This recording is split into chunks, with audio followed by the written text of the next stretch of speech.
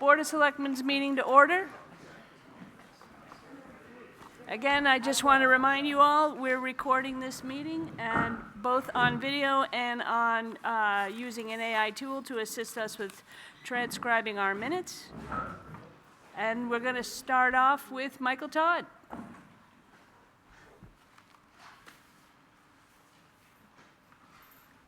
Thank you, Bibi. Good evening, everyone. I won't bother to name you all.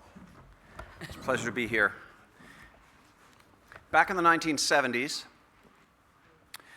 some concerned citizens in the hamlet of Elkins, which is part of New London, created a tax-exempt organization. The name of that organization was the Scytheville Elkins Sesquicentennial Association. It received tax-exempt status, 501c3, and set about to raising funds in preparation for the sesquicentennial celebration. They raised money. Some of that money was used, as I understand it, to improve certain sections of the Elkins Chapel and other projects in the town of Elkins. And they also used that money to fund Sunday afternoon concerts at the bandstand in Elkins, in free concerts open to the public, similar to what we do Friday nights here on the town common. And they went on their merry way until 2019, and that was the last year they funded these concerts at the Elkins bandstand.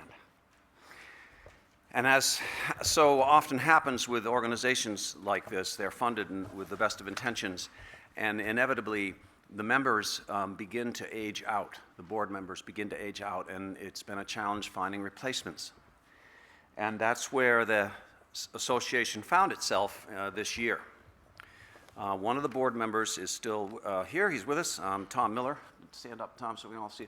Tom is one of the surviving members of the board. The others are there, but they're getting, some of them are getting a little drifty, and so they thought that maybe we better find out what we can do to ensure that these funds are used in the proper manner. And I have to give them credit because in their bylaws, they specified that when it came time to terminate the organization, they wanted whatever remaining funds there were to be transferred to the town with a proviso that they be used for continuing the Sunday afternoon concerts at the Elkins bandstand. So that's where we are. There's roughly $30,000 at stake here. And in order for this to occur, the townspeople have to authorize the Selectmen, the Select Board, to receive these funds and place them in the hands of the trustees of trust funds, where they can be monitored and be ensured that the use is as specified in the bylaws. So I drafted an article to be put into the town warrant for the people to vote on, and if it's favorably passed, it would authorize you to receive these funds. This article has been written, drafted, approved by town council, and I think you have a copy of it. She's nodding her head in the affirmative. She has a copy of it. It basically says to see if the town will vote to authorize the Board of Selectmen to accept this gift of $31,654.28 received from the dissolution of the Scytheville Elkins Sesquicentennial Association in accordance with the terms of the Articles of Agreement. These funds to be expended by the Board of Selectmen to provide public concerts free of charge at the Elkins bandstand, consistent with the original Articles of Agreement. The criteria for dissolution of this organization, the criteria have been met. I have the dissolution papers. I just received them from the Department of State. And the other requisite that needed to occur was that they were no longer on file with the charitable trusts unit of the AG. So I recently obtained a copy of the page, the alphabetical page where this organization would appear, and it does not appear. So they're not registered as a charity under the AG, and we've correctly dissolved them under the Secretary of State. So now it's up to the voters on election day, or the town meeting. This is to be a warrant article. It won't be a ballot referendum. It'll be voted on at town meeting. And it's up to them to authorize you to receive these funds. And that's the gravamen of the warrant article. All right, any of you have any questions about that? I do. So, Michael, the funds are solely for hiring bands for Sunday afternoons. What about maintenance of the bandstand? Nothing. Doesn't specify maintenance to my knowledge. So if there's any maintenance, then the town of New London would provided. Yep. Is that correct? Yep, that's, yeah, come on, no, you have to come to the mic, Tom, for purposes of the record. Thank you for coming, because this is the kind of stuff that, yeah. The town already actually owns the bandstand because the property was owned by the Elkins Ladies Benevolent Benevolent, Society, yeah. whatever, and that's already been dissolved a couple of years ago or 5 years ago. Right. So it's town property already. Okay, I remember that. That's all Already taken made care But of. this money is solely for music. So, yeah, that's the only thing. Thank you, don't go away, somebody else, anybody else have any questions? That's it. So will this then require us to create a capital reserve fund to put that money into? Okay, so we'll have to have another warrant article that creates the capital reserve, okay. Unless it can be turned over to the trustee of trust funds as a separate fund, like the bandstand funds for the. Right, Elkins. but we have to vote, we have to, It's not a capital reserve fund, it's a part of the. You're right. We may not have to actually Okay. open a capital reserve. I'll talk to Joe and just make sure that we do that correctly. But yeah, he may just be able to open it, and it's a trust, not a capital gotcha. reserve. It's not taxpayer money. got it. Right. Okay. And then, good. Michael, I know that you and I had, it's me. Oh, I'm sorry. I know that we had briefly talked about the plan for continuing concerts down at the Elkins Bandstand. Can you talk a little bit about what the plan is there? Okay, then now I take off this hat and I put on the other hat as a member of the board of the Town and London Bandstand Committee, Inc. Okay, so that charter says that the funds for that, well, there's two separate funds. I don't want to go into the litany of how we got there, but the primary purpose of these monies left by Steve Mendelson was to provide free concerts open to the public Friday nights on the Common and other New London locations, which allows us to potentially schedule those concerts for the Elkins Bandstand, and then we would submit to the trustees of trust funds two requests, one to fund these concerts from our funds, and one to fund the Elkins concerts from their funds. And then we would disperse that money. Now, I have to get the rest of the board members to approve this plan at our annual meeting, which is coming up. But I don't believe they would have a problem with that, provided our scheduler is in agreement. So then we would have to, we can't change the date because, you know, Friday night is us, Saturday night is Wilmot, and Sunday afternoon was Elkins, and it's always been that way, and we don't want to be, you know, cannibalizing crowds from one or the other. So Michael, what happens when you go through all the money for Elkins? Then that is the end of that concert series unless the board of the Mendelson, the Bandstand Committee, Inc., votes to fund those concerts well. Okay. But until then, we'll rely on this 33K, however it's invested, make it last as long as we can. Okay. Okay, any other questions? Nope. Anybody in the gallery? No? All right, thanks, Michael. Thank All you, right, Michael. thank you all. Thanks, Tom, for being here. Okay, next up, we have Emily Campbell from the Bike and Pedestrian Committee. I'm just here to answer any questions or promote Mike Ryan as a new member of the committee. We had Erica Brown as a member, and she has moved on. So Grant Smith, who was an alternate, agreed to be a full-fledged member, and Mike Ryan has agreed to be an alternate, so. Okay. And the three of you do have Mike's volunteer application, so you've got background on him. But I think the idea is just to agree or make a motion Make a to, motion to add him on as an As an alternative alternate. member. Did you guys both see this? Okay. So Okay. may I have that motion to add Michael Ryan as an alternate member of the Bike and Pedestrian Committee? So moved. All in favor? Aye. Aye. Well, that was Okay. easy. thank you, Emily. Okay. Next, we have Tom Flynn and Art Scoutreau to talk about West Side Drive.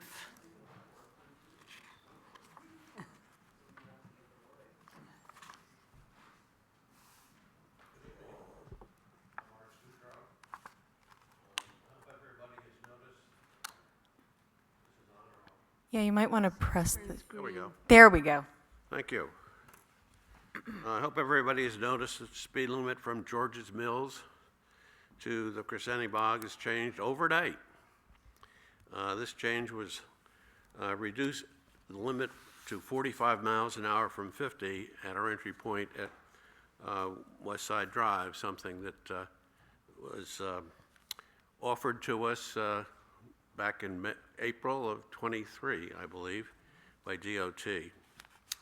I guess we should be taking a victory lap. This has been a long process to get where we are. The overnight change before it, we were coming here, we requested back in the December meeting, because there were a couple of things that happened. There were 3 accidents. Reason number 1, not 1, but 3 accidents within 3 miles, within a mile and a half on Route 11, where DOT proposed to make this change to 45. One was at the intersection of Route 103. A couple of cars blew out a couple of signs, a couple of people went to the hospital. In November, a head-on collision occurred at George's Mills. A box truck was blown off the road and was on the edge of the pond. Within 12 hours, there was a rear-end collision right at West Side Drive. Pickup truck plowed into a car. 2 of these accidents were in the 35-mile-an-hour zone.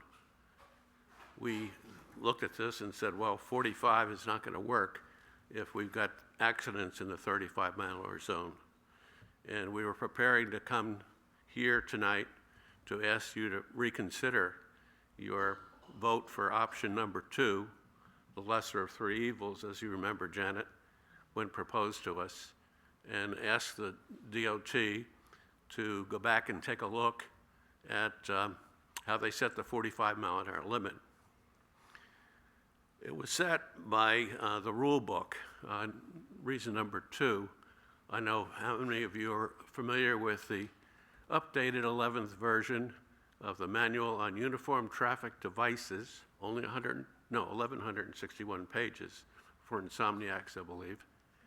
It prohibits in Section 2B 2109 the use of the 85% speed tile without consideration of all factors in the prior Section 07.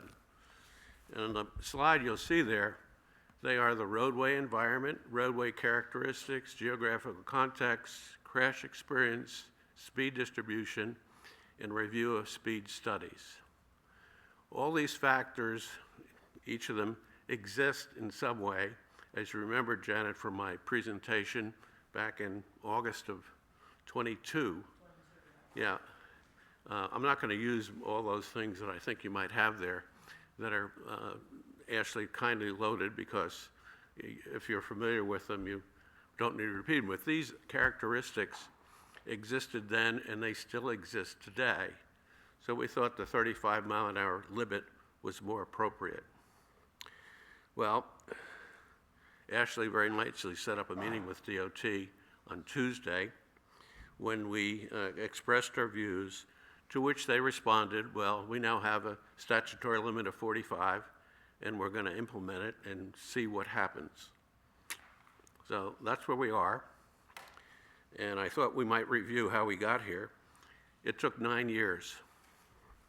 Back in 2017, one of the prior residents had written to DOT about the very dangerous and unsafe turn and was asking for a turn-off lane and reduction in speed limits. To which DOT said, well, we actually think that we should eliminate the 35-mile-an-hour zone and make it all 50 for that stretch. Thud. Not expected. Nothing happened until August of '22. We started talking to the town officials, looking in for a sign, a warning sign, which we asked for. DOT dragged their feet on it until March of '22, when our Senator Ward, who we asked for assistance, gave a call to DOT. The signs were up within 2 weeks. I mentioned Senator Ward because she was our senator at the time, and she vowed to help us with this process until the very end. In fact, I called her this afternoon to congratulate her on her success through all this, and I'll enumerate how she helped us over the next year or two. I'm sorry to say that her husband passed on Monday, and if you know her, maybe you send some condolences. Anyway, after the signs were installed, the traffic studies were conducted, which were required by DOT in order to do anything. And before the second study was completed, in August of 22, the tractor trailer left skid marks, and those are in that deck you've got there, of 275 feet on either side of our entryway. Ashley's putting up some of the slides that show the view one way and the other, and then I think the next one might be the skid marks. No? It's up here, Yeah, it's the first one. No, one more. right here. There you go. Skid marks.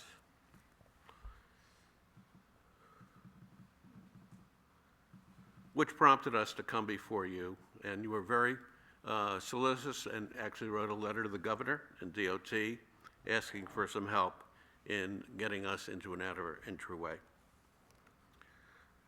Another study was conducted because DOT said it didn't have enough information, and it wasn't until January of 23, we had a joint meeting with Sunapee people and DOT Commissioner Cass, Senator Ward, it was all by Zoom at that point, and town officials. And after that meeting, DOT finally rendered its opinion, in which they gave us three choices. Do nothing, go to 45 miles an hour, or increase the speed limit to 55, which is statutory under its little rule book.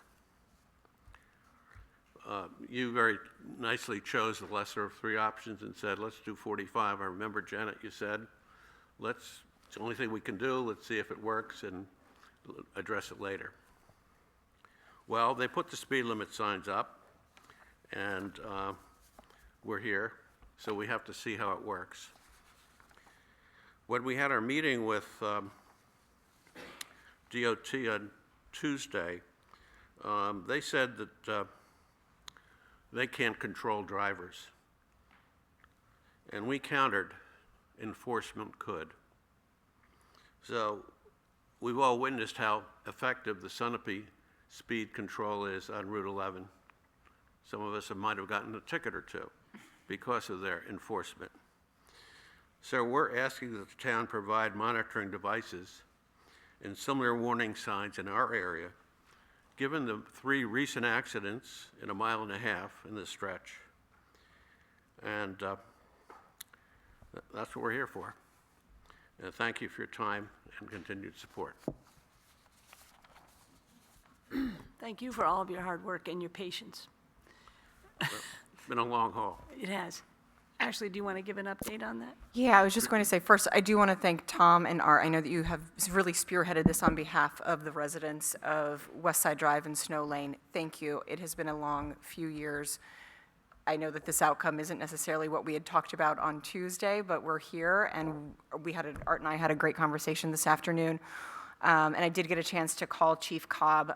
She will be here in a little bit, but obviously isn't here right now, to chime in on this. I did chat with her briefly, and she is looking into the cost for the what it's called speed feedback signs. So those signs, those digital signs that You say, were going yeah, 45, you were doing. exactly. The speed limit is 45. You are going whatever. So hopefully she'll get that quote back in the next few days, if not tomorrow, then early next week.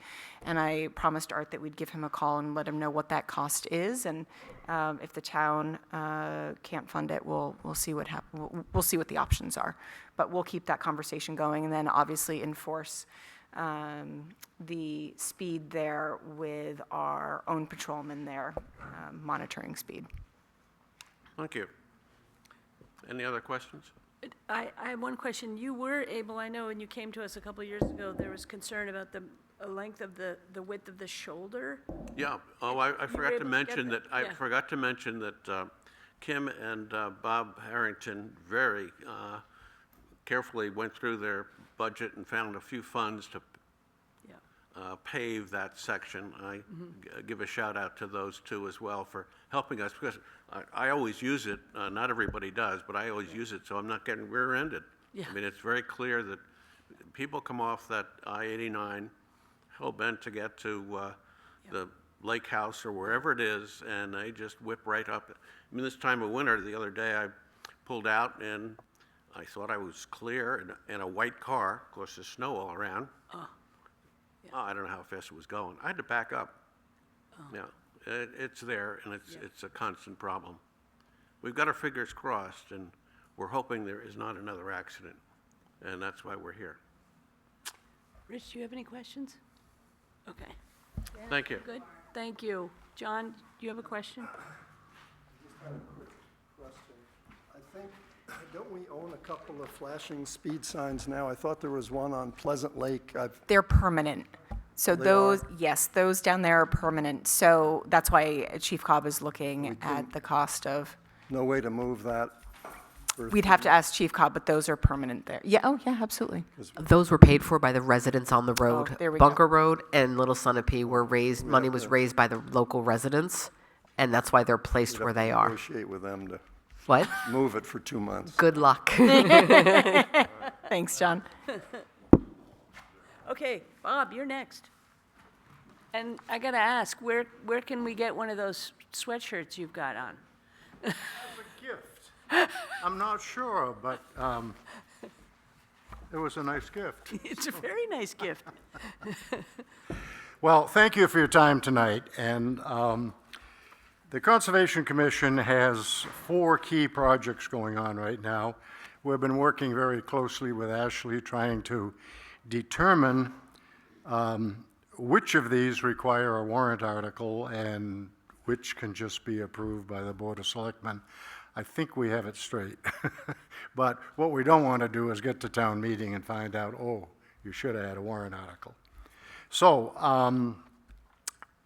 the first warrant article that we believe we need is for the annexation of the New Hampshire Fish and Game Conservation easement on the new 54 acres on the east end of Estacaria Wildlife Management Area, also known as Low Plain.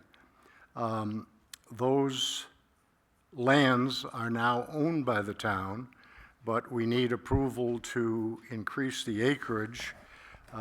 This project, as you may know, for those of you who have been following this for a while, and I just looked at this, 088-006 was probably the most difficult acquisition you could ever have. Started off by the deed, did not represent what the property was. And it was very, very complicated, and I was looking back. We finally have the deed, the copy of it's registered, and we have a copy framed and on the wall. The purchase and sales agreement on that project and the deposit was made May of 2021, so it's been almost 5 years. But I will say, these 2 parcels that we're talking about annexing are the last 2 contiguous parcels to Low Plain that do not have a house on them. So if we were to add more land, it would include a house, which probably isn't going to fit our plan. So bottom line is, the original 169 acres of Low Plain would, with this addition, would now become 254, or a 50% increase in area. And it's been a long project, but it is, it's a great addition. Now, we work very, very closely with Fish and Game. They hold the easement. They provide us a lot of support. They do the annual monitoring of the property. And because of the importance of this, and they believe it's very important, they have agreed to gift or waive the stewardship fee. Normally, when you take a conservation easement, there's going to be some type of fee to cover the cost of monitoring and so forth over the years. They believe this is important enough that they are willing to waive that. So there's really no cost to this.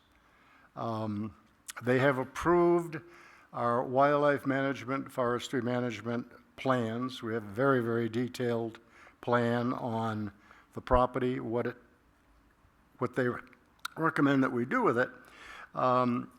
This is on the east end, right on Route 11, backing up to the Wilmot town line.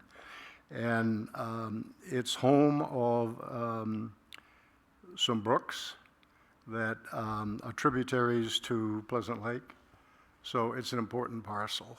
And it's part of it's wet, but it's perfect for what we're doing.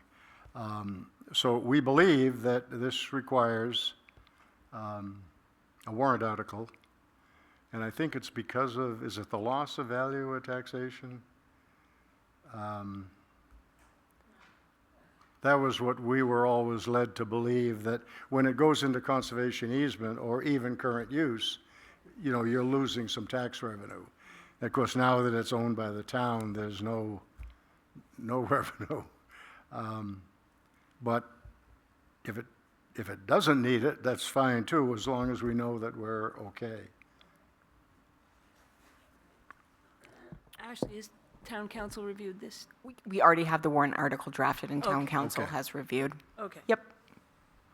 So that's that one. And the next one is a warrant article that we have done in the past, and it involved these forest wildlife habitat improvement projects. A lot of our town forests, haven't really been managed for quite a while. And some of them have very low value timber, understory that's growing out of control. It's interfering with the growth of valuable trees, and it's also not prime habitat for certain animals. So we've worked very closely with a number of state and federal agencies working on these plans. In order to remove some of this low-value, basically pulp that has very little market, it involves a lot of work, and that doesn't produce any money. And we obviously, these projects have to be cash positive to work. So we do very selectively take some of the larger, more mature trees. Unfortunately, some of them are beyond maturity. A lot of the pine has red rot in it, which is very unfortunate. But these are very light cuts. They're generally impacting 15%, perhaps, of the forest. And we always have a professional licensed forester running the operation, because these things can go in the wrong direction really quickly. And he's on site every day, and they charge a modest commission. But at the end of the day, there is revenue. And actually, I think it was Kim suggested this to us in 2019, that it might be a way of raising a little extra revenue if we asked for a warrant article that would share this net profit, which normally goes to the general fund. And we did put in a warrant article which was approved that basically said we would like to share up to 50% of the net revenue, not to exceed $5,000, whichever is less. So that particular last project we did generated $17,500. So Conservation Commission was given the $5,000, and that was put in a special fund, and the balance of it went to the general fund. And we're asking for a very similar warrant article that would cover work that we believe is going to be done. These projects take a long time to organize, usually about a year or more. And we're asking for the 50% and $7,000, whichever is less, on two possible sites. One is a different area of low plain, and the other is Phillips Preserve on Goose Hole Road. The obvious question is, why do we need this extra money? And a good example is we finished a project that was needed for a lot of years at Low Plain, and that was the main parking area on Andover Road. It was in terrible condition. It was low below surrounding ground level. It was seasonally muddy. It was just a mess. But it's a fairly big area. And we looked at, and we have patched, brought in some hard pack and tried to patch it in places, but it never lasted because it wasn't sufficient. This year, we worked very closely with DPW, who really helped us on a lot of projects. And they have now a closer source for these aggregate products in Andover, which saves a lot of trucking. The price is a little better. And we worked out an arrangement where we would pay for the materials, the town would truck them, it isn't too far, and then they would level the stone. And that parking lot now is beautiful. It's all packed down, it's high and dry, plows well in the winter, and that was just under $4,000, which we had in this account. Normally, our operating budget, there's not room in there for a $4,000 expenditure. So that's what we use these monies for. There's a couple other projects that we're working on that we would use this in a similar fashion. So that, I believe, requires a warrant article. Okay. Any questions on that? Okay, thank you. Okay, now one that we originally thought might require a warrant article, but we believe now it does not, and that is a contribution to a conservation easement project. And this is the older property on Pleasant Street, which we have been discussing off and on for probably the last 15 years or more. John Oler, I believe back in the 50s, a very well-known doctor at the hospital, purchased a farmhouse and about 100 acres of woodland.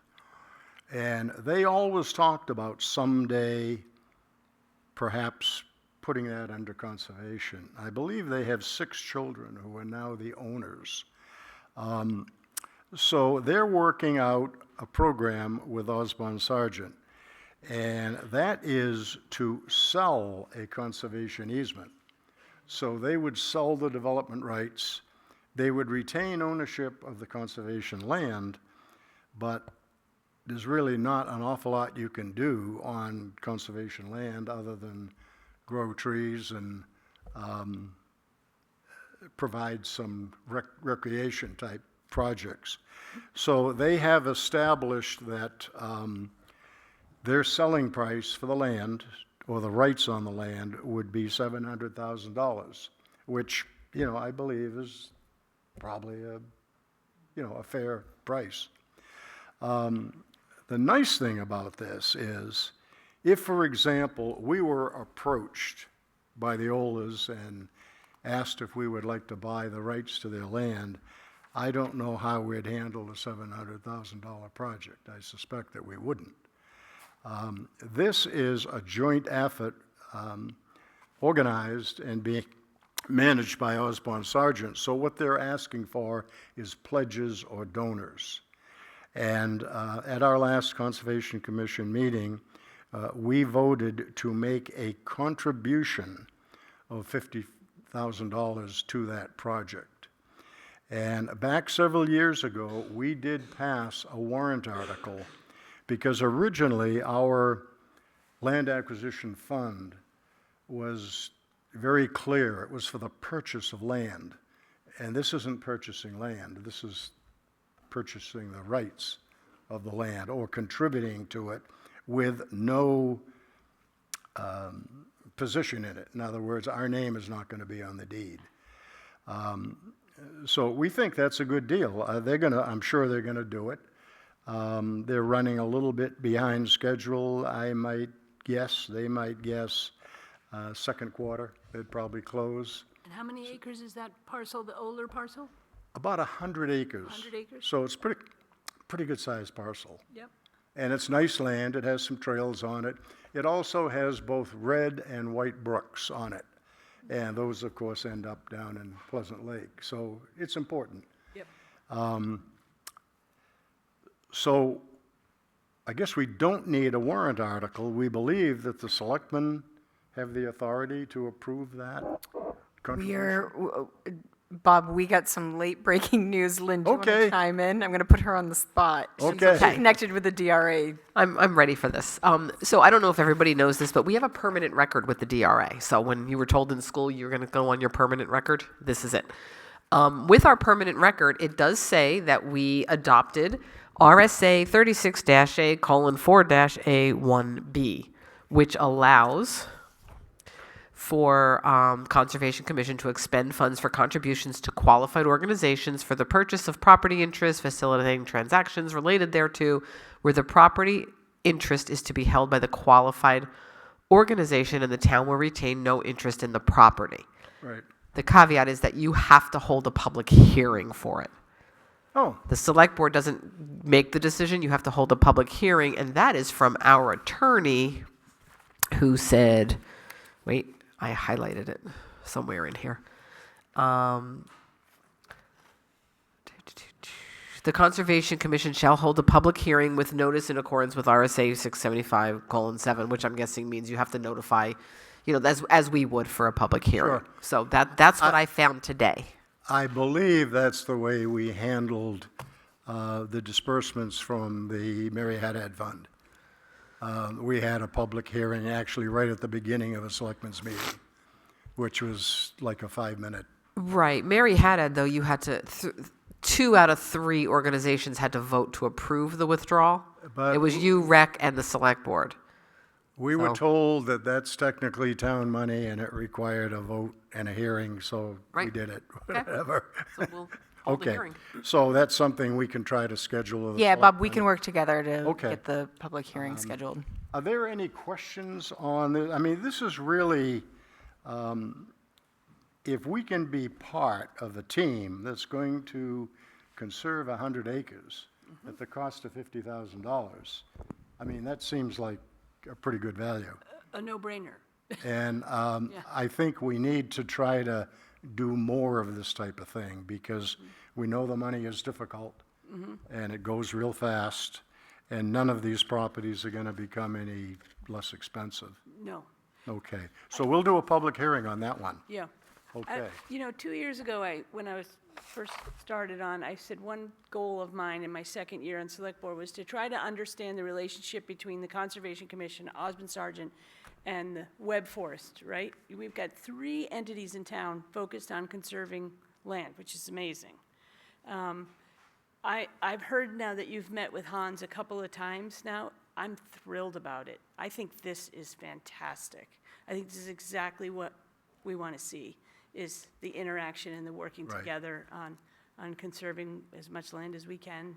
In New London, there's not too much left, but I think it's fantastic, and I applaud you guys for, I would have voted for $100,000 to go towards the older purchase, but I Well- think 50 is great.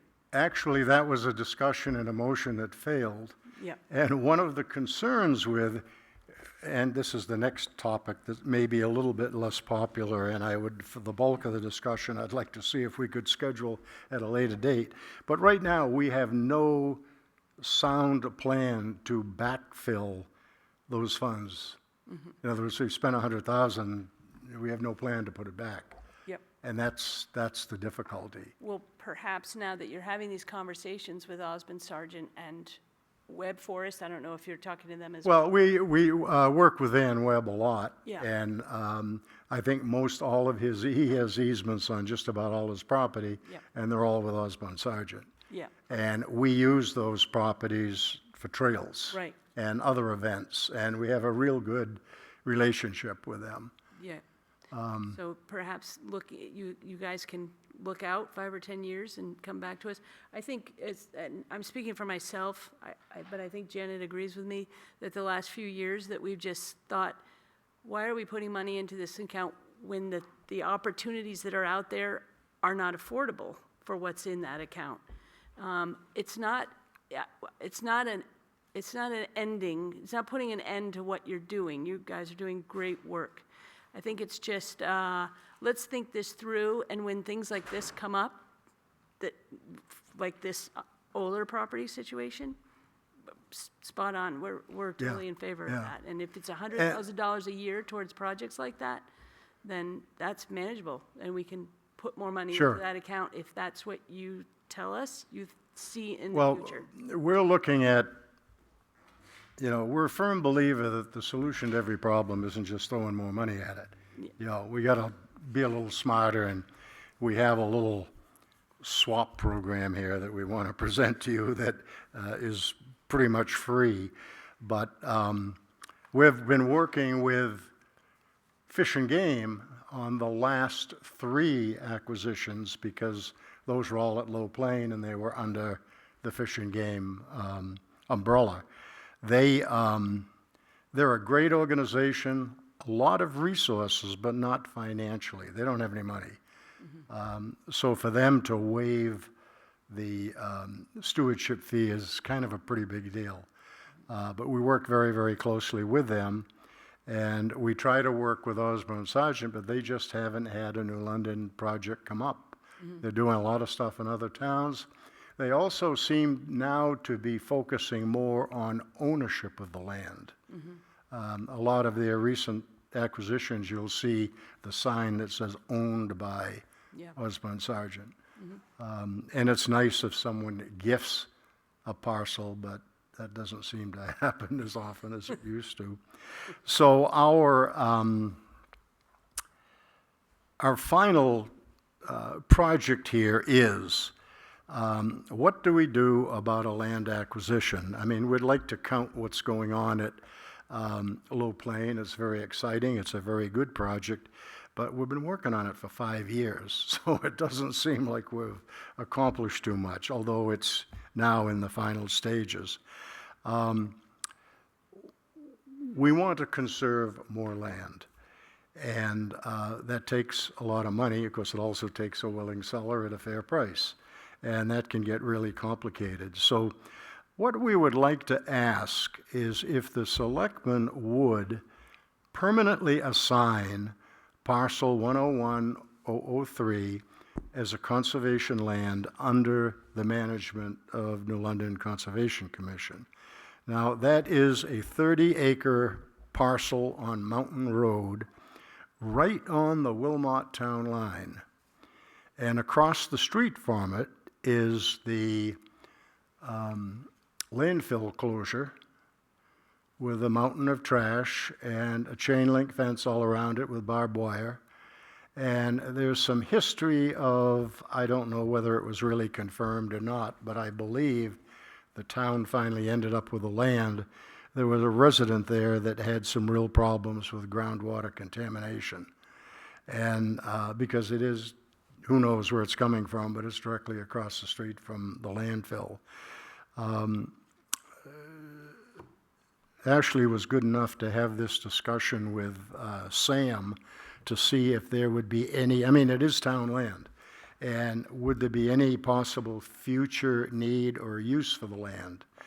I know at one time when we were searching for a possible new location of the transfer station, Shepherd Pit came up.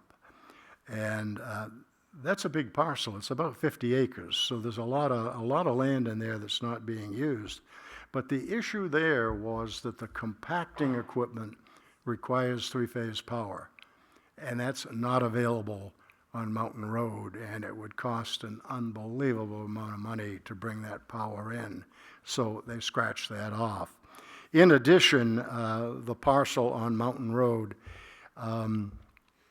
is somewhat steep, and parts of it are wet.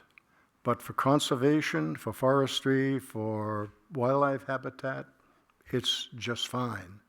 This parcel, back in 2019, we asked the selectmen then if we could manage that, and included that in the Mountain Road work that was being done down by Shepherd Spring and further up behind Wilder, and we did, and it was a nice job. It came out well. It generated some money. But many of these harvests, in most cases, if they're really managed properly, it's probably a once or twice in a lifetime project. I mean, it isn't anything you do every other year. But we did, and our standard operating procedure is at the end of all of these projects, our professional forester goes to the effort of applying to certified tree farm, making sure that we comply, and that was established as a certified tree farm. And we actually now have 5 certified tree farms on town land, and 10 years ago we had 0. So that's a nice thing to do. It shows that we have serious and professional interest in the management. So we'd like to ask that you pretty much permanently, let us manage this, and that would make us happy, and we wouldn't be looking for a conservation land acquisition contribution this year. So I believe if you decide you want to do this, it's just a vote of the selectmen. I don't believe it requires any warrant article because the town already owns the land. Okay. And you've already checked with Sam, and that's not something that he needs? No, Bob is correct. I did have an opportunity to connect with Sam late last week about the property and said, listen, do you have any idea if in the future, even further down the road, if that would be land that we might move the sand storage down to? And he said no, that we wouldn't use that lot of land down there. We would move it to the Shepherd Pit. If anything at all were to be moved out of South Pleasant Street, it would be moved to the Shepherd Pit, which is about a quarter of a mile down the road. And that's not an area where the Energy Committee is looking to put solar panels? No, they are looking at the old transfer station, so that land across the street that is fenced off. Okay. Does anybody, you have any questions? No. Janet? Do we want to vote on this tonight, or do we want to put it on our next meeting agenda to vote, just to give it some time to morph? I don't really care. I am too. Sure. Okay. So can I have a motion to, tell me what this is going to say. You have a motion to move the lot of land from general town ownership over to conservation, That sound right? under Bob? conservation It's fine. And what's the lot number? Do you have that? management. I'm sorry. The lot number? Yes. It is 101-003. Okay, so moved. All in favor? Aye. Aye. There you go. Okay. And then the other thing we would like to do, you're probably aware of this, but there's been a lot of talk about CIPs. And, there was some strong suggestions from the select board in the last couple of years that maybe that's not the best way to do it. Maybe we should really be bonding these things. And we may have a couple of financial whizzes, but it's not me. I get the general drift of a bond. And we know what a land acquisition fund is because we've been using it and trying to build it.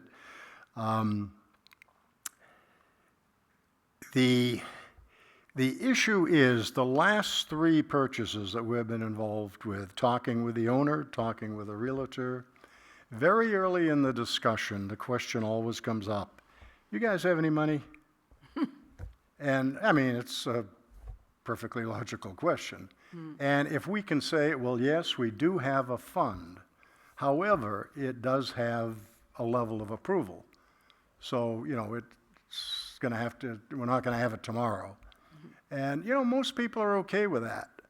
But if we were to say, well, no, but we're going to figure out how to get a bond, and from what little I know about them, that's pretty complicated. It takes time, it takes money, special lawyers, and, we can't predict 3 years from now, we need a new dump truck. We're looking at a lot of different lands, but we don't know when it's going to happen or how much it's going to be. So we really need that reserve. But at some point, perhaps in the spring, I know you have tons on your plate now is probably not the time to do it, and it wouldn't really resolve anything right now, because I don't think we have an issue now. But maybe in the spring, summer, we could sit down and really look at how do we figure out, maybe we do fundraising, I don't know, but, I know you've become quite prolific at fundraising, Bob. You did Well- for the Bog project. as someone said long ago, if fundraising was easy, everybody would be doing it. And we learned a lot, Yeah, and it's not easy. yep. But we had, some very, very, just as a side note, I find this very interesting that New London, and they were not all New London residents, one of them was from California, but we had 12 families donate $1,000 or more to the bog. And it was pretty impressive. Right along with the 10-year-old kid that has $1.50 out of his piggy bank, so it was a very interesting effort. But All right. thank you very much. Thank you, Bob. Appreciate it. Okay. Does anybody have any public comments for anything that's not on our agenda tonight?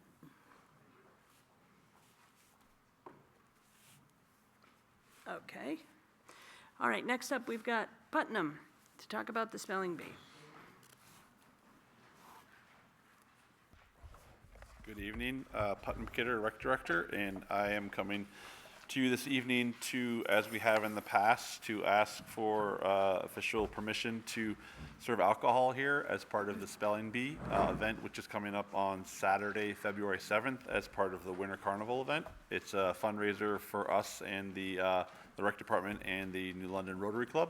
So it says we need special permission from the Selectmen to serve alcohol at these events. So I wrote you a memo with a description of the event and all the details. So asking for permission to do that again for the third year, and happy to answer any questions if you have any. I do not have any questions. You? No? I think we are all set. I think right. this has been a really successful event, so. Yeah, glad yeah, that we're excited. doing it again. Do it again. Yep. I think, BB, we just need to make a motion Oh. and for agreement that, May I have a motion to allow alcohol, beer, and wine to be served in Whipple Hall at the Winter Carnival Spelling Bee event on Saturday, February 7th? So moved. All in favor? Aye. Aye. All right. I think the only question I would have is historically, a Board of Selectmen member who is no longer on the board has dressed as a bee at the spelling bee. So which one of you will be dressing as the bee? Not going to happen. You could be lucky that the bee might be He have might make another another year appearance. left. Wow. We haven't guaranteed. I'll get back to you on that. Even though my name is BB, I won't be dressing as a bee. Okay. All right, Lynn, Okay. you're up. I'm actually going to make two requests from capital reserves. On the agenda was the one for the sidewalks. This was planned, they had planned for $60,000 to come out of capital reserves. It came in at $58,634, so slightly under. So I'm just asking for approval, and I sent you the spreadsheet of the companies that were used. And that will leave $277,422 in that account for the upcoming projects as Sam has planned them over the coming years. Just asking for you guys to approve withdrawal of that amount. Okay. May I have a motion to approve the withdrawal of $58,634.29 from the Sidewalk Capital Reserve account? So moved. All in favor? Aye. Aye. Okay, my second request involves Putnam's computer. He was left off the list for some odd reason from the round of computer replacements, and he has probably the oldest desktop I've ever seen. He uses his personal laptop to do his work and to go down to the beaches. So I got a quote from VC3 for $1,650 to replace his laptop. So I'm just asking that I can take that out of the computer maintenance fund. May I have a motion to withdraw $1,650 out of the computer maintenance fund? So moved. All in favor? Aye. Okay. Thank you, Lynn. You're welcome. Thank you. Chief Cobb, there you are. I saw you come in.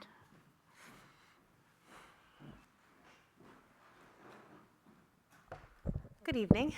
On December 27th, we did have an officer who was involved in a cruiser crash. The officer is totally fine. He was checked out, but the cruiser is not operable. So it is currently down in our Sally Port, and we've had an appraiser come Monday morning. I'm no mechanic. I don't pretend to know a bunch about it, but I don't know that it's going to come back to life. So we'll see what the insurance company says. But I wanted to let you know that we are down a cruiser. It's one of the Chargers. So we have that. We do have the other Charger that's on the road right now, and the Tahoe is being stripped, the old one, and then the new one is currently being built. So we are down some police cars right now. That's why you might see the command vehicle here more often, or the police truck here more often than you would normally see. So I just wanted to bring that to the board's attention and let you know that the officer was involved in a crash. It was due to the weather conditions, went off the road, but again, the officer is totally fine, which we're grateful for. And just kind of let you know, once we get that appraisal back, we'll see where we're at, see how much they're willing to provide for it, and see how we can best go about replacing that cruiser. Thank you. You have a question? No other vehicles involved or anything like that? Correct, yep, no other vehicles involved. It was just the officer that slid off the road into a tree. State Police did come and take the accident report for us. Okay, Okay. all right, excellent. Thank you. Okay, old business. We are going back to the COLA discussion, and I also had one other question on old business. It's the Energy Commission Capital Reserve that right now we have $50,000 in. I know that they presented last night to the Budget Committee all the answers to the Budget Committee questions. So are they going to come back to us again to revisit their request for the 150? So where I left it with the Energy Committee was, let's get through the Budget Committee last night. Yep. Have the three, well, Rich was there, but have the two of you watch the recording of the Budget Committee so you can that. hear how that went, Yep. and ask if you wanted them to come back. As it stands right now, they are asking for an additional 150,000, 100,000, so that account will be 150,000 total. Right. 50 total, right. We have Okay. 50 in the budget now. Yep.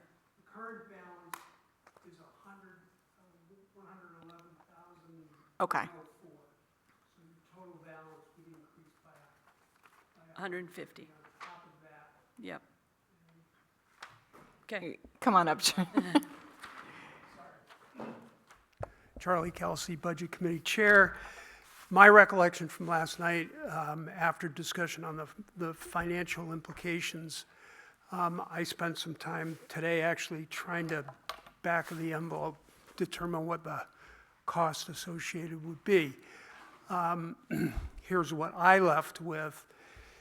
There is an estimate for the solar array for the stump dump and the solar array for the other transfer station, Mountain Road, yep.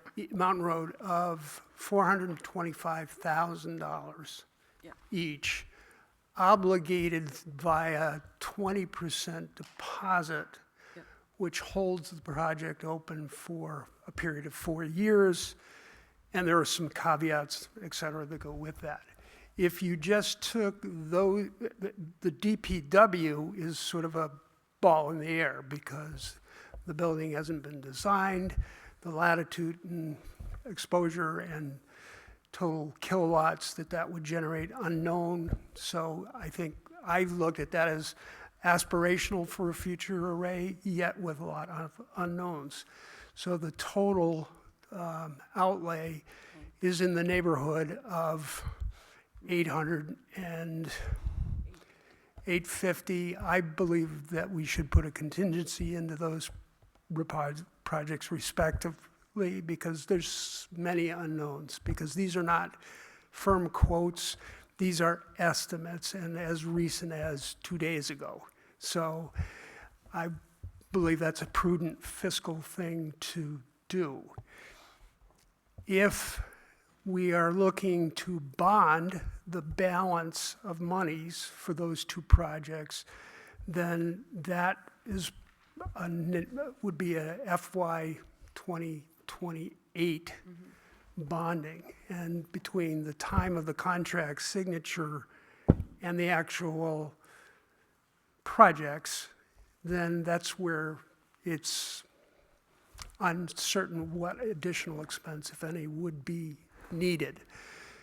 So, short version on the actual capital reserve allocation request, they asked for 150 to an existing balance of 111,000 approximately, which would, you can do the math for me 260. quickly. But they would need about 170 for They, 30%.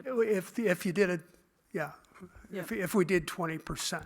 So I think the number can be less than 150,000. I think so too. And so that was my math. Okay. And I heard the question come up last night from John Tilley about whether the selectmen could even sign a contract for $850,000 worth of solar without the approval of the voters. And I think the voters would have to approve the project. I think the selectmen could sign a contract that would have contingencies in it that Yes. said, if the funding isn't approved by the vote, I mean, we've done that Yep. before. Yeah, For Lynn, exactly, the police station. Lynn brought this up today. Yep, we've done this in the past. Yeah.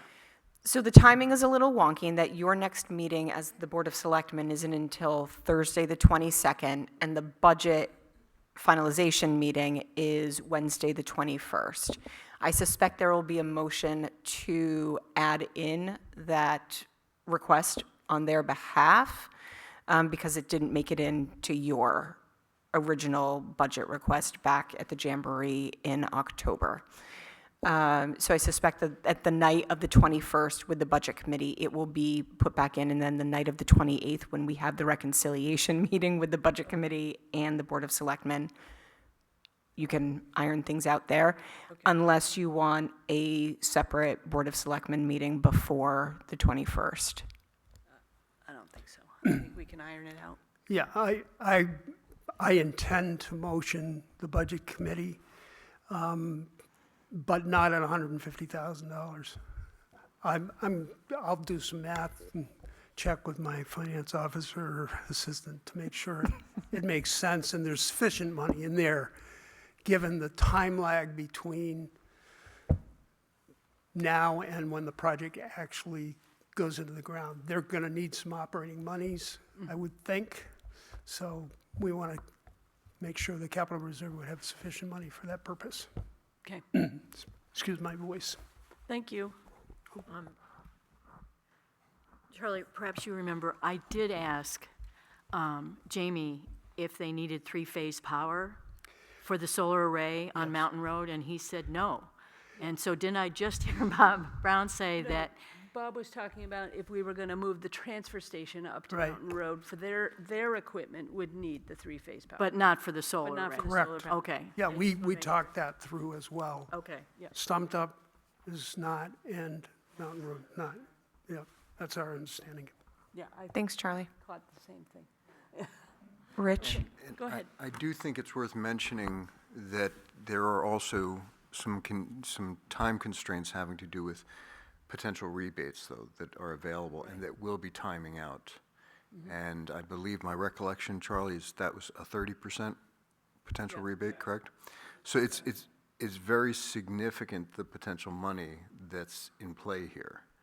And that is why I think, whatever number we settle on, it has to be enough so that if this works, if it makes sense, they will have the money to proceed, because once that program's gone, once the rebates are gone, they're going to be gone. Agreed. Okay, the COLA discussion. Yes, I think if you don't mind, I'll kick off. Okay. COLA discussion is back on the agenda tonight. Rich and I had a conversation earlier I'm losing track of days. I believe it was earlier this week. And we had talked about staff compensation at a number of meetings. Obviously, the Jamboree in mid-October, a Board of Selectmen meeting on October 29th, the Board of Selectmen meeting on November 20th, and then the final time was the Board of Selectmen meeting on December 18th. And all of those meetings, we touched on bits and pieces, but not holistically, the way that we did in the Jamboree in mid-October and then on October 29th. And then November 20th and December 18th, we touched on bits and pieces. And Rich brought to my attention that I had misrepresented him, and he is not wrong. What I had brought forward on December 18th at that meeting, we were really only looking at the COLA piece. What we had discussed at the meetings in October was Rich was in favor of figuring out what the COLA would be with the New England CPI, but a 4% total for raises. That would include both a STEP program and a COLA. And that was not in my brain on December 18th, so we did not discuss that on the 18th. So I want to be able to give Rich an opportunity to still state his opinion, and then I do want us to make a motion and vote on the compensation package so that it's crystal clear moving forward. Okay. Thank you, Ashley, for that clarification. I do appreciate it. Yes, to just be clear, the reason why I thought it was important last night and again tonight, just to make it clear, just for the record, I do remain of the opinion, as we discussed at the end of October and we voted on at that time, was that to my mind, however many different ways we want to slice and dice the raise for our employees, I'm ultimately interested in what the final number is, the ultimate number. We talked about, based on what I believed, the research that I did suggested that most economists were figuring roughly 2.5% to 3.5% inflation rate in the coming year. And so my thought process was that to aim at 3% and then an additional 1% on top of that, just to make sure that if inflation comes in hotter than we're expecting or something, none of our employees are falling behind. And the other thing that is important, and it's a sort of a relatively minor thing, but I want people to understand, is that we did vote at the end of October that if you were off step, and that I believe is 2 employees, everyone else is on step. If you're off step, you would get a full 3%. Because again, the concern that we had at the time was potentially people falling behind inflation, which I certainly didn't want to see. And so for those folks who were off step, it would be a 3%. COLA, for those folks who were on step, it would be 1.5% plus the 2.5% that was already put in place. And so my understanding is that was changed at the December 18th meeting. I don't, if folks think that there's any point in voting again, we can do that. I believe my understanding is that my 2 colleagues have made their mind up that a full 5.5% is appropriate at this time. And if that, that was of course your original vote back in December. So if you folks want, we can vote on that. If you don't want to, we don't have to. But I did just want it clear for the record that that was my opinion at the end of October. The number of 3% was exactly what we were talking about in terms of our expectations, were what we thought the COLA would probably be. So there were no surprises to me in December when that number came in dead on what we were talking about, roughly a 3% expectation. Now again, nobody has a crystal ball, nobody knows for sure what it will be, higher or lower. But my opinion remains that an overall 4% would be an appropriate raise that gives appropriate respect to our employees and tries to also keep in mind our responsibility to try and keep our budget numbers under control. That all being said, again, I have enormous gratitude for all of our employees and the work that they do, and I am of the opinion that a 4% raise overall was a reasonable number to be looking at, with the exception, again, being for the 2 employees who are off step, that they would just get a full 3% COLA since they're off the STEP program. The other thing is, the last thing that I'll mention is that there has been conversation numerous times about a need to look again at the way we decide what our increase will be every year. And I've heard that said by numerous folks in numerous different conversations, and I completely agree with that. I believe it is something that we need to look at so that we have some better sense as to where we will go from year to year. And I certainly have, already some thoughts on what might work, perhaps what might work more productively going forward, but that's a conversation for a different evening. Well, I have a statement that I wrote because I wanted to make sure that I said it articulately. I've already said it a few times, but I just want to say it again because I don't want people to think that we're recklessly spending money. I don't think that's the case. I want to be clear that I respect the concern being raised in the overall cost growth. We've seen that year over year. I appreciate we're all trying to be thoughtful stewards of the taxpayers' dollars. That said, I think we need to keep the compensation the same for this year. A few years ago, the board made the decision to hire an outside consultant to study wages. We implemented the wage adjustments and adopted the step and grade program so employees would have predictability and fairness tied to performance, and that's the key here. We're funding the 2.5% step program, but that's not an automatic. Yes, most of the employees have gotten that in the last few years, but there is a process that the department heads go through with evaluating, and then they decide if that employee deserves that 2.5% step increase. Also, changing that structure now during budget deliberations and without advance notice feels unfair to our employees, in my opinion. For this fiscal year, we're talking about approximately $60,000. That's roughly 3 cents on the tax rate, $17 a year on a $620,000 home. I believe that's a reasonable, responsible investment in the people who deliver our services every day, above and beyond. And I know Ashley's going to talk about the ice storm. I saw some amazing, everybody was amazing on that day of the ice storm, and we're so grateful for our employees. There are broader questions that we have to be asking. The consultant that made the recommendations a few years back gave us additional recommendations that we've never really followed through on. That's why I was so excited when we hired Ashley, because of her HR background. So I've tasked her with the project of looking holistically at our compensation package, at vacation time, sick time, the recommendations that came out of MRI a few years ago. So just for those reasons, that's why I am voting in favor of I know it's a 5.5% total increase, but I just feel like we have to keep it, we have to honor that, what we had put in place, and then spend this next year taking a hard look at and coming up with a sustainable and fair package going forward, and predictable. And there's going to be years when inflation's going to be negative and there won't be a COLA. So maybe we have a minimum or a maximum. I mean, there's tons of ideas. We can think outside the box and be creative. We don't have to do everything just like every other town in the state. We can be innovative. And I look forward to that. I look forward to the recommendations that will come from our department heads and our town administrator. So that's all I have to say. And it's fine if we want to vote again. If Ashley, if you think we should vote again, if that would, you mentioned that earlier, that just so that it's clear and in the record where everybody stands. If I could just make a couple of comments in response.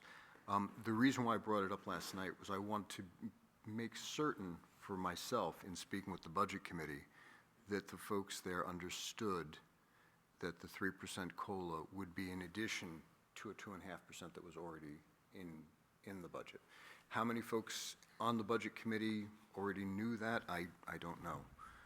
I didn't ask, but I wanted to make sure that folks were aware of that.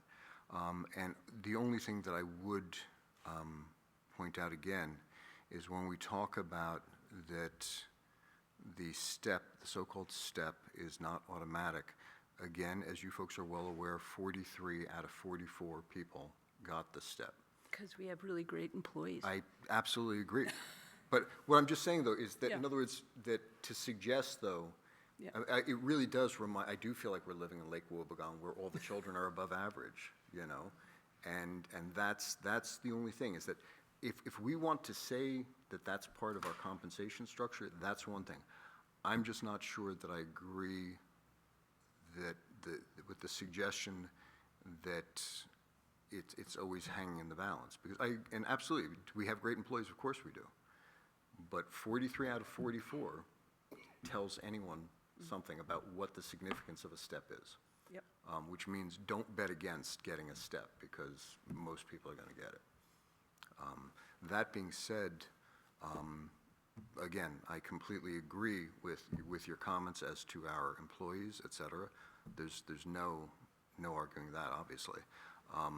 But I also feel like when I look at the budget growth over these last 10 years, as you know, and you folks have heard it far more than you wanted to, I suspect, from me, but I don't believe that's a sustainable growth. And it will likely get worse. I've been reading remarks from a panel that I'm on tomorrow about the decrease in revenues from the state and the history of that, and it's likely going to get worse. Yes, exactly. And as you well know, we're looking at a police station, we're looking at a Department of Public Agreed. Works, and we're looking at a problem with our water and the amount of water that's going to be available.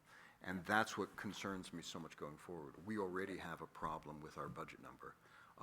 One thing I had hoped to put in a shameless plug later, and then half the audience left, which made me wish I had made my shameless plug earlier.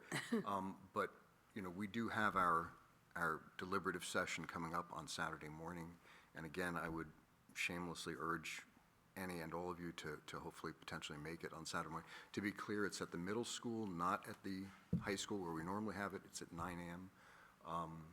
But our budget there with the school district this year, we came in at roughly a 1% increase. And again, just trying, because we have, strangely enough, a very similar problem in terms of, as you folks know, our infrastructure and very significant costs coming at us in that regard that we're going to have to be facing. And so, again, we came in at a 1% with the school district, which I will be happy to defend come Saturday morning, should anyone want to challenge that. I just want to say, I'm really sorry that we considered compensation in October when we didn't know what the COLA was. I would never divorce the STEP program from COLA. So when I think of our compensation, it includes the STEP increases if people are deserving of it.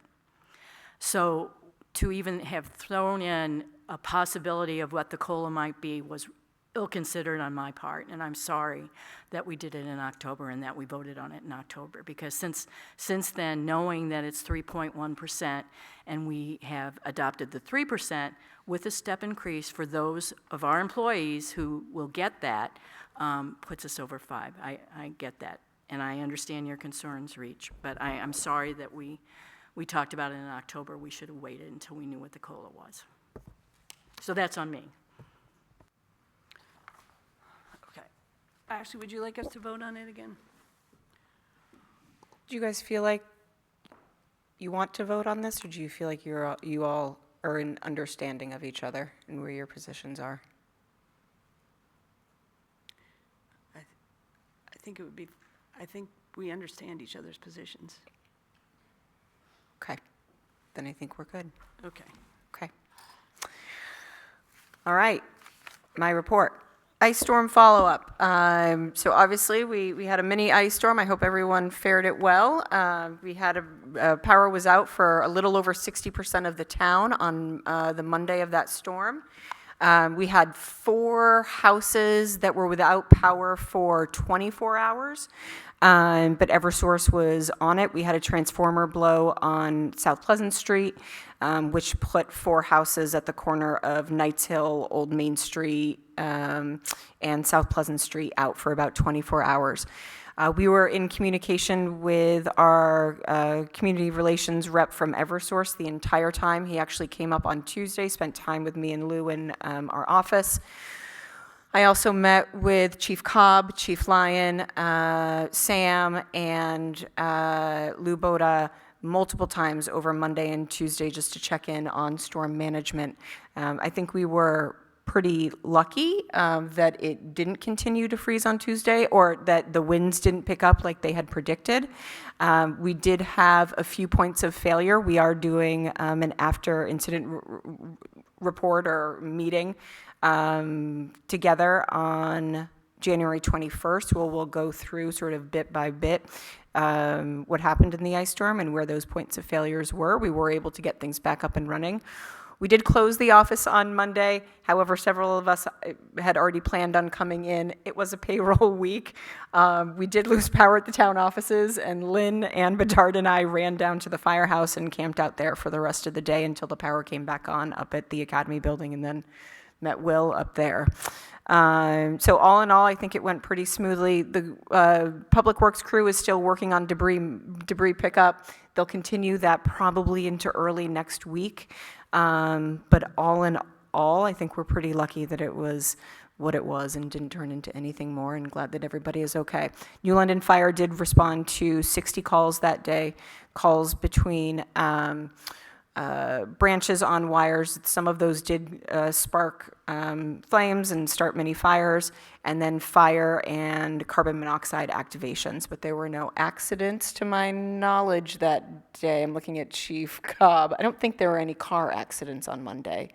And no structure fires that New London Fire had to respond to, just 60 calls of other natures. But all in all, lucky, glad that everybody is okay, and we hope that's it for the season.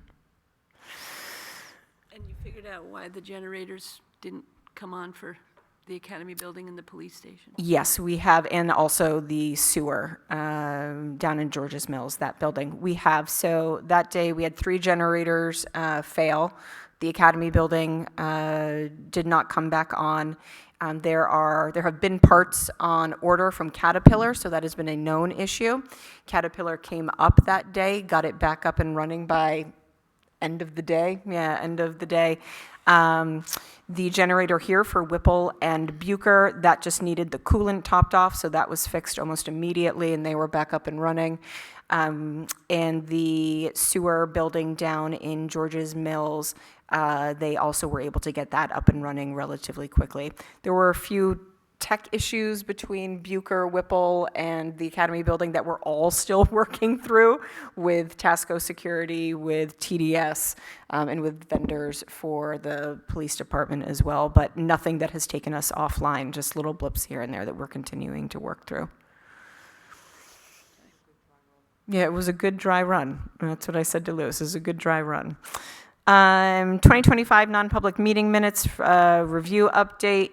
BB, as the chair, came in today and we went through all non-public meeting minutes from 2025. We've identified, 5, 7 that we can make public. So I will work with Casey to get those public in the next week or so.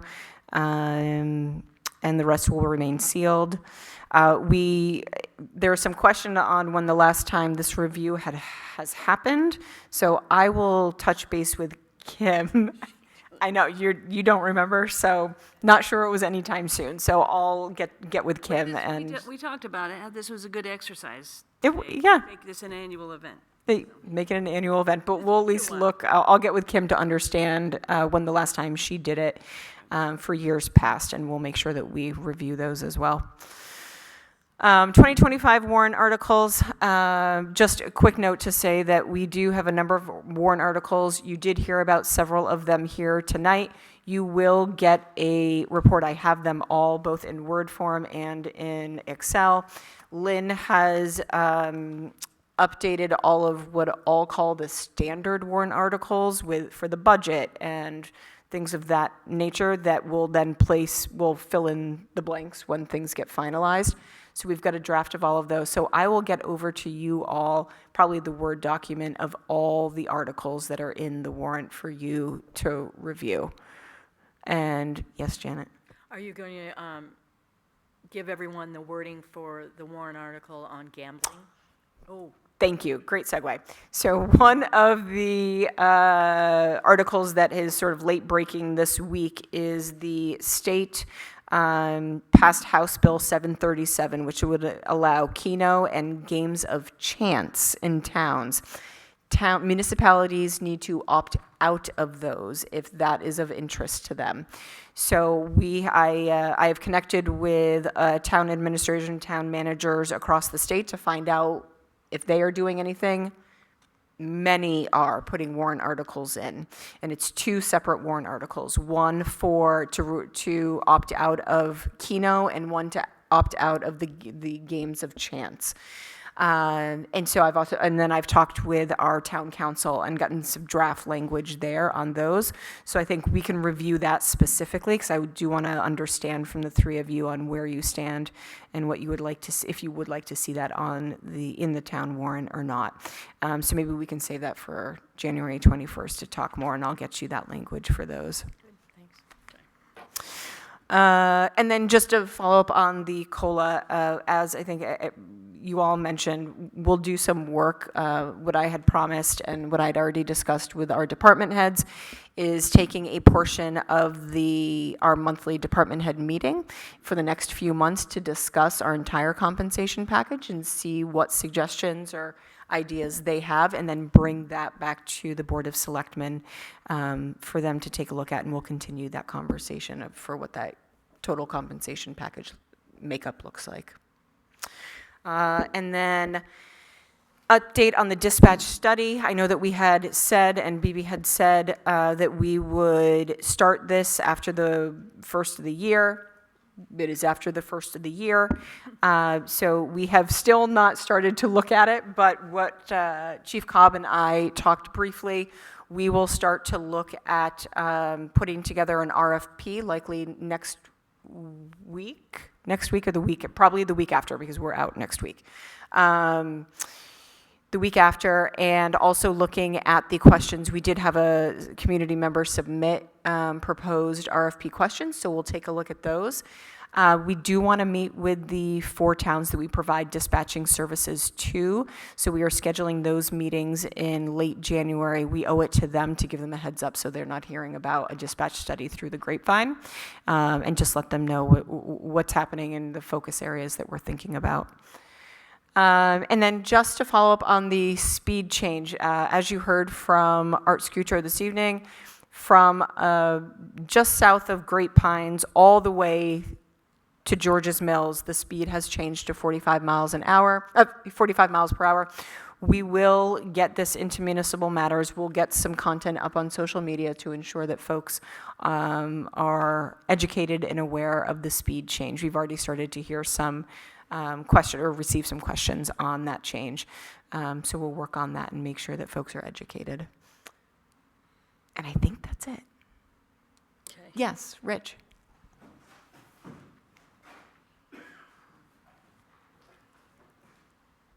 Rich Epstein, resident, and glad to hear that the dispatch study is moving forward. So is that likely to occur as other things have occurred in the past, where the public's involved in the discussions to be able to influence the information that gets put? I know a lot of people, me included, have a lot of knowledge in the topic, and I think there's a lot that can be shared that is very useful to the public, right? I mean, we're talking about a significant amount of money, right? As the document that was signed, I don't know how many weeks ago, it's cost the town $390,000 a year, which that doesn't even include the $350,000 for the consoles. And comparable towns, I saw one town, almost the same exact population, in their budget, they spend $109,000. The difference is staggering. And, I happen to know a lot of policemen and have talked about the topic. I have a lot of experience doing emergency management for 24/7 services. Yes, completely different, not in police or dispatch, but I think the way things are handled, even in other type of situations, could be useful. I want to make sure that And again, I'm not the only one I know who has experience and knowledge of the topic. I just want to make sure that that's going to be occurring in this situation. So I think we've been clear up until now that we are not looking to form a committee. We are not looking for public input. We have taken the suggestion of doing a dispatch study, and we will do it at the town level. But I don't know if, BB, I know that you've been close to this, if either of the three of you want to speak to this. I see this, Rich, as we're putting out an RFP to hire an expert in the field to do a study on our operations that's going to include many different things. As Ashley said, we've gotten some questions submitted to us by a community member who you know, and those will be considered as part of the RFP, and we choose the expert to give us the results, as we've done with many other projects around town, including the police station, including the DPW building. Perhaps forums, public forums to review the results. I don't know, honestly, I'm not sure what it's going to look like. I suppose as we talk to the folks who respond to the RFP on their process, on what they've done with other towns, and they give us recommendations, then we'll go from there.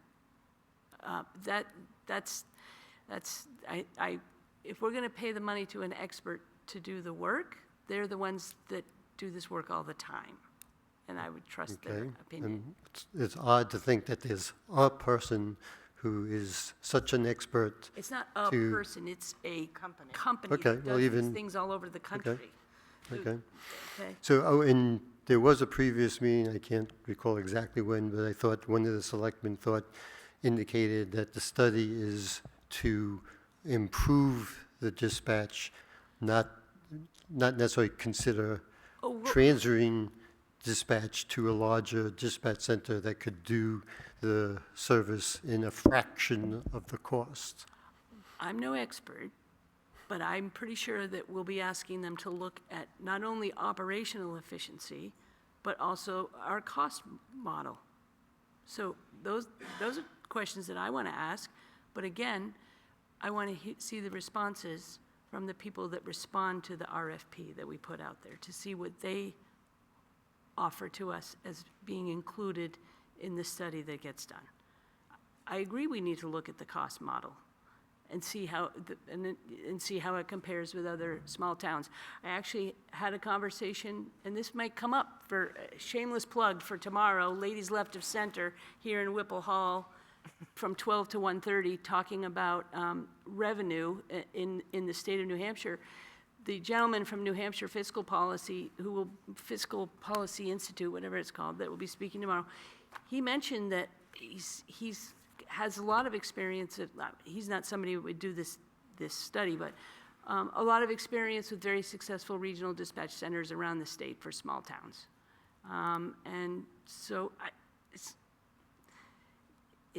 we're starting the ball rolling, and we'll see where we go from there. So this is the first time I've heard that you actually have at least maybe one resident that was able to feed some amount of comments for the. He sent it on his own. We didn't solicit. I didn't know that was even an option. Can I submit some? Any citizen at any time can email us what they are hoping for. Okay. Thank you very much.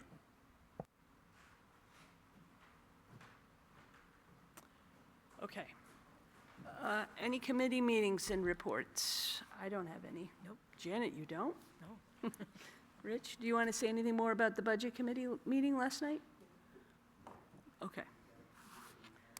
I did not have time to review the meeting minutes from December 18th. I did. I'm okay with them, but Okay. we can wait.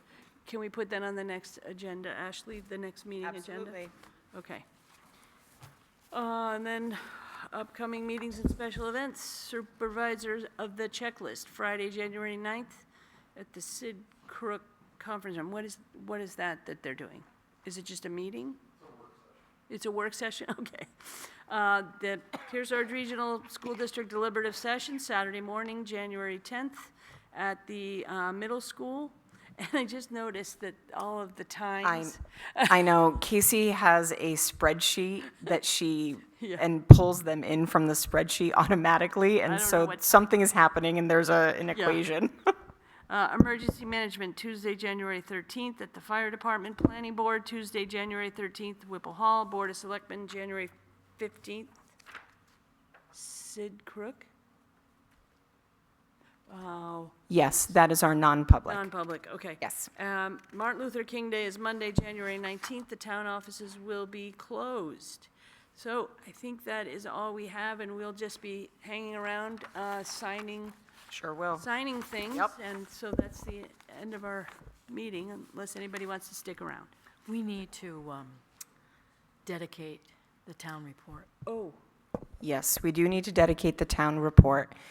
Will gave me the list of residents who passed away in 2025. I made a copy for Janet. She, I think, oh, wow, she's got a list. She historically has made suggestions for that. Yep. Janet, I haven't provided the list to BB and Rich yet. Do you want to talk about that? You probably want to see it first, don't Yeah, I would, I saw the printout, Oh, and I don't think I had any, you saw the printout? I saw the printout and saw the ones that were highlighted. Oh, yes, but it's been updated since then because Oh. I printed that in the middle of December. So unfortunately, there have been others that have passed since then. So maybe we wait. I will get the updated list to the two of you, and we can talk about this at January 21st Okay, of who to dedicate it to. sounds good. Okay, That gives you plenty of time for the printer and everything. sure does. Yep. Yes. Okay, Yep. All right. Thank you for bringing that up, Janet. All right. great, thank you.